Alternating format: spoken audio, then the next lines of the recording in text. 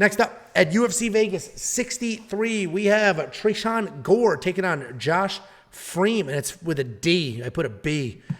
Anyway, Tresean Gore is 3-2 overall. That's his entire career. So his last 5 fights, he's 3-2.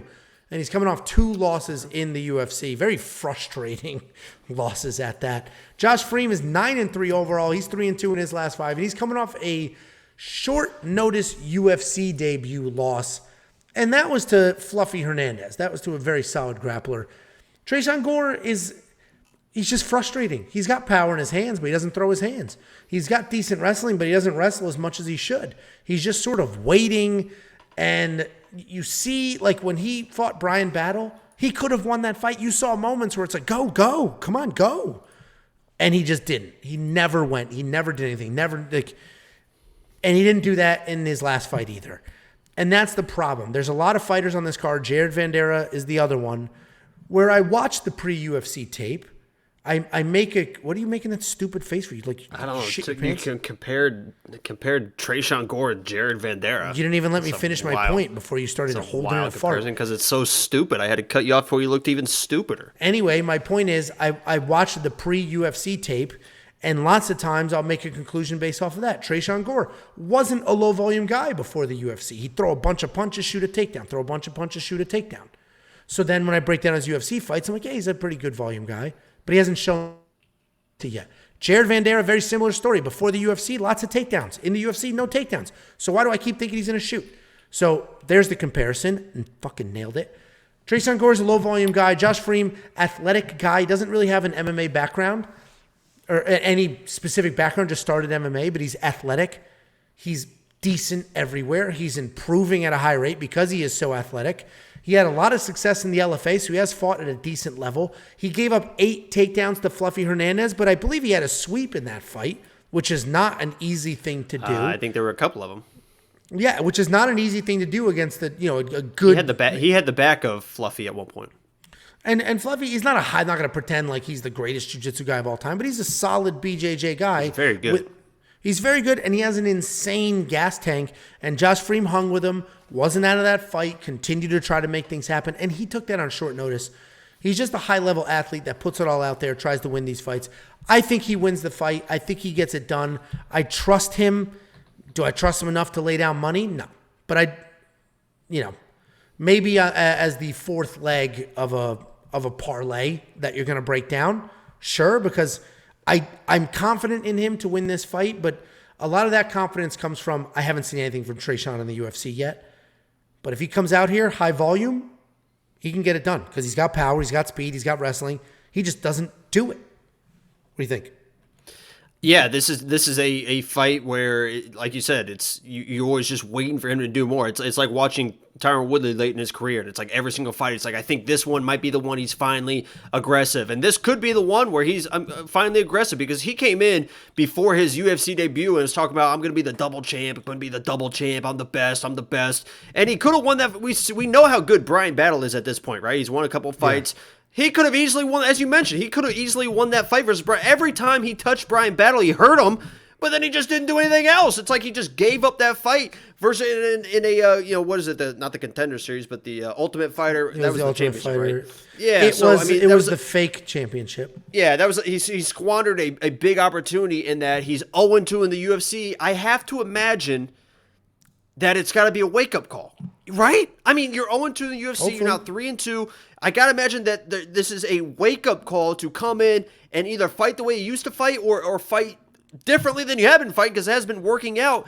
And I probably would trust him a little bit more if he wasn't knocked out in his last fight. If he lost another decision, it's like, okay, at least we know that he can still come in and survive type of situation. But I'm not going to side with Gore until he shows me that he can be who he says he is. And maybe this is the matchup. Maybe this is the parlay killer because everyone's going to be like, oh, fade Gore. He's not but he is a powerful dude. He is a very dangerous dude. He is a very good mixed martial artist. He just hasn't shown in the UFC yet for whatever reason. So, with that said, I did sprinkle a little inside the distance decisional action for Gore. I'm hoping that Fremd comes in, maybe uses his wrestling into like kind of a slow, methodical fight, and I get my money back on that. But Gore is the dangerous guy. He is a very dangerous guy in this matchup. Yep. He does stalk people down too, where Woodley was like on his back foot, right? He let people come to him. Tresean Gore will stalk people down. He just stares at them. He gets them against a cage. He corners them, and then he's just like, oh, and he just stares at him. If he actually does throw, he can hurt Fremd in this matchup. But I gotta go with Fremd. Yeah, I can't pick Gore until he shows me that he can actually do what he says and is capable of doing. So Gore, I think, is live in this matchup, but it's up to him to see how live he actually is. I gotta go with Josh. Yeah, no, we're completely aligned. I completely agree. And Josh Fremd may be the parlay buster. Gamrot was a shocking parlay buster. Victor Henry, a parlay buster. Josh Fremd could be the next parlay buster. I wouldn't be loading him up in parlays, though. This is neither one of these guys has a win in the UFC. Those are not the type of people you want to throw into your parlays. Yeah, like I said, that's a good point, too, because it's not like Josh has shown that he is a UFC type guy. I mean, he came in short notice and had moments against Fluffy, but, it's not like he's a world beater as well, so. No, I agree. And listen, if you're doing like what I do with the safety parlay, I do a 2-leg, I add a third, I add a fourth. If you do something like that and you want to make them the fourth leg, like, okay, potentially, right? Like, you're supposed to work that logically. You don't just build a 4-legger with Josh Fremd as the cleanup batter. You're supposed to build it logically. Like, hey, the 2 hit, let me add another. Nice. You do know sports. I like go ahead and baseball. Anyway. Josh Fremd, both. I don't know why I did that. Is baseball like a white trash sport or something like that? No, that's America's pastime. I didn't know what direction. I was gonna go Joe Dirt for some stupid reason, and then I was gonna do. I think it's Family Guy, like Go Sports, like doesn't follow anything. You were gonna do the TikTok Italian dude, the coach. Like you throw lollipops, you throw. He's not. I guess he is Italian because he calls his. You got to. Yeah, no, he is Nicky something. He's from like New York or Jersey. He's good. Yeah, that kid is good. His New York Italian accents are perfect. Just the way he says. Because then he does those, and then he does like the neighbors watching. Hey, he's out there in the yard again. He's talking to leaves. He's yelling at the Leafs. He's yelling at the Leafs. He's looking mad this time. Look at, he's really letting him have it. Anyway. And the best part about those at the end, when he's like, "What's for dinner?" and then what does he say at the end? There we go. Oh, crock-pot chicken. No, of course. No surprise. No surprise there. Course. Yo, Joey T just gifted 5 memberships. Holy shit. Look at everyone that just got a gifted membership in the chat. Make sure you say thank you to Joey T, an OG of the channel. Big supporter. $M we got one. Carmi, Luis, Jake Alan, Jack, not Jake, and $M. Whoo! Thank you very much, Welcome Joey T. Joey Todoro, my man. Pots and Pan, $8,700 to $7,500. $8,700. He may be. It is dangerous because it's not high and it's not low. That's tricky. I'm not going to tell you what to do with that. I'm not going to tell you what to do with that $8,700. But that's right there where you should think about it. You should think about it.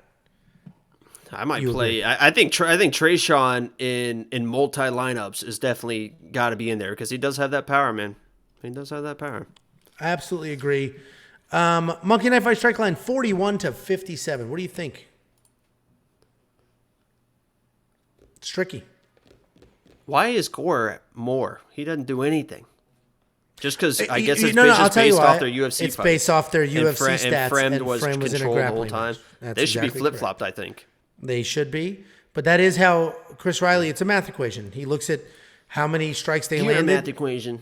per minute, how many minutes this fight's supposed to go, and that's how he comes up with it. So, but Josh only has one fight in the UFC, and it was all grappling. So, I think it's probably a more or less situation because Tresean doesn't let his hands go, and if he does, then he can get a knockout. If you guys want to explore that, you want to throw Tresean in your Monkey Knife Fight Knockout Kings, you get any 3 fighters on the entire card, any 3 fighters, and if one of them wins by KO or TKO, you get paid. 2, you get paid even more. 3, you get paid a ton. WeOwnPicks.com/MKF. Sign up, make a deposit, take the free deposit match. Go ahead, play some Knockout Kings. Maybe throw Tresean in there because you only need 1 out of 3. So if he doesn't get it, who cares?